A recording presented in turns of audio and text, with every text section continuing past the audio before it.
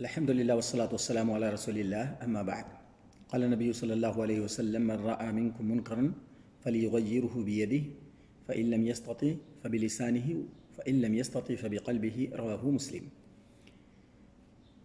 نبی کریم صلی اللہ علیہ وسلم نے بیان فرمایا، تم میں سے جو شخص برائی کو دیکھے اسے چاہیے کہ اپنے ہاتھ سے اس کو روک دے، اور اگر اسے ہاتھ سے روکنے کی طاقت نہیں ہے تو اپنی زبان سے اس منکر کی نکیر کرے، اور اگر اسے زبان سے بھی کہنے کی طاقت نہیں ہے تو اپنے دل کے اندر اس منکر کے تعلق سے برا جانے.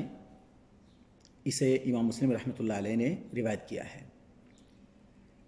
دیکھنے کا مطلب یہ ہے کہ علم میں وہ منکر آپ کے آ جائے.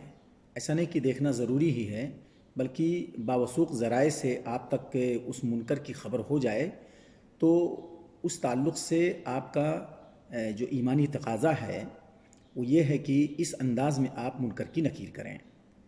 اور جو ترتیب بیان کی گئی ہے وہ بہت ہی اچھے انداز میں، تاکہ معاشرے کے اندر بگاڑ نہ پیدا ہو.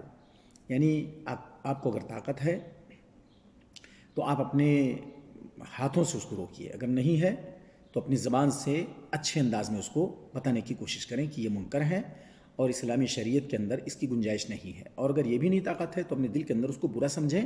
وَذَلِكَ أَضْعَفُ الْإِيمَانِ، اور یہ ایمان کا سب سے نچلا درجہ ہے. ہمیں اس تعلق سے معاشرے کو خود اچھا بنانا چاہیے، اچھے کام کرنا چاہیے، اور ہمیں جس کے لیے پیدا کیا ہے كُنتُمْ خَيْرَ أُمَّةٍ أُخْرِجَتْ لِلنَّاسِ تَأْمُرُونَ بِالْمَعْرُوفِ وَتَنْهَوْنَ عَنِ الْمُنكَرِ، کہ اچھائی کا ہم حکم دیں اور برائی سے لوگوں کو روکیں. ہمارے پیدا ہونے کا مقصد ہی یہی ہے. تو انشاءاللہ ایک خوبصورت معاشرہ ہمارے درمیان وجود میں آئے گا، اور سارے لوگوں کو اچھے ڈھنگ سے زندگی گزارنے کا بہترین موقع ملے گا. اللہ تعالی ہمیں اس تعلق سے خود اچھے کام کرنے کی اور منکرات سے خود رکنے کی اور لوگوں کو روکنے کی توفیق عطا فرمائے. وآخر دعوانا ان الحمد للہ رب العالمین.